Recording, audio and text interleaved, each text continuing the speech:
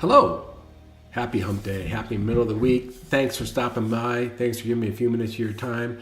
Today I want to talk about the locked-in effect. And to do so, I'm going to use a recent article by Richter from Wall Street. And honestly, Wolf probably is putting out the very best product right now. If you're a mortgage or real estate professional, you should subscribe to Wolf from Wolf Street. It's free.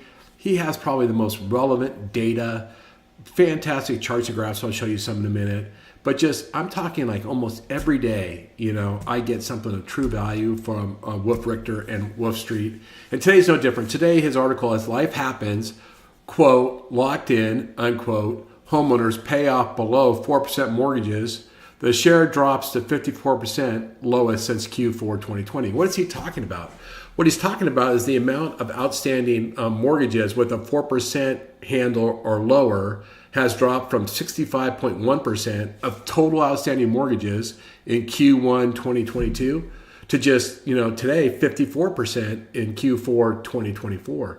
So in just a short amount of time, we've seen that people give up their 4% mortgage. Now, some gave it up because they paid it off, and some gave it up because it was a ARM, and the ARM adjusted, and some gave it up because they needed to do a cash out refi or they needed to buy another house.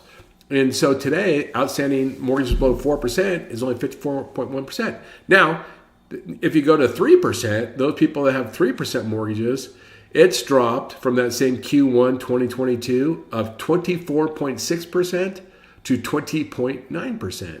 And so we have less people with this locked-in effect. And we still have a bunch of pent-up demand for people to get access to their equity, to do things with their home, to buy their home, buy up, buy down, downsize, upsize. That pent-up demand is going to be released. And one other really good signal coming from interest rates.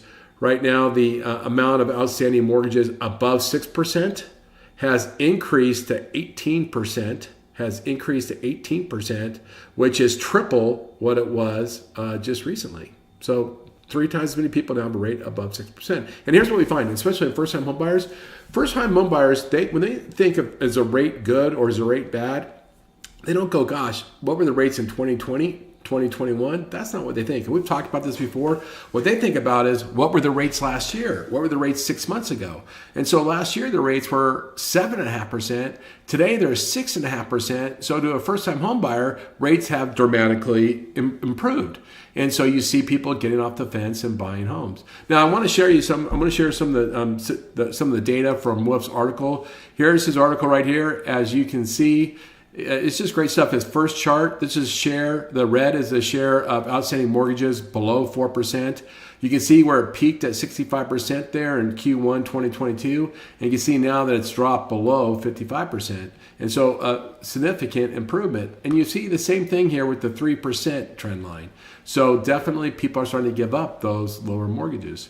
The next here chart I'm going to share, this is the amount of 6% outstanding mortgages. You see it bottom out right here at 8%. And now you can see it's all the way back up to almost 20%, 18% right here, right? 18%. That's good news for us. Refis are going to come around. They're going to have another opportunity. I want to show you one more thing and then I'll let you go on your week. I want to just remind everybody kind of a quick visual for the history of mortgage rates, of 30-year fixed mortgage rates. And you can see we had this unusual time here in the 80s, which we don't want to ever go back to, which I think, Jim McMahon called this the mountain before he said home prices would never drop in value. But regardless, the mountain. And then you can see we're pretty much mostly through history, we're right around, I think we averaged 7.5%. Then we got to, the great financial recession, financial crisis, and we got to COVID where we just had massive QE and ZIRP.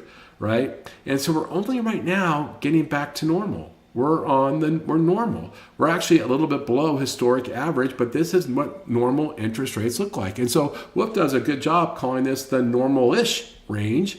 And we're probably going to stay in this normal-ish range for some time, but it's okay because buyers are getting used to interest rates in the 6%. And affordability improves every day that home prices stay flat and wages increase, then homes become more affordable. Just think of it that way. Time is on our side. There's pent-up demand. This is good news in interest rates. check out Wolf's. Be sure to subscribe to Wolf. He does a great job. I did a post in LinkedIn today on his article. I put a link to the articles. Check out my LinkedIn. I will put a link to this article below. With that, thanks so much for giving me a little bit of your time. I hope you have a great day. Look forward to talking to you again soon.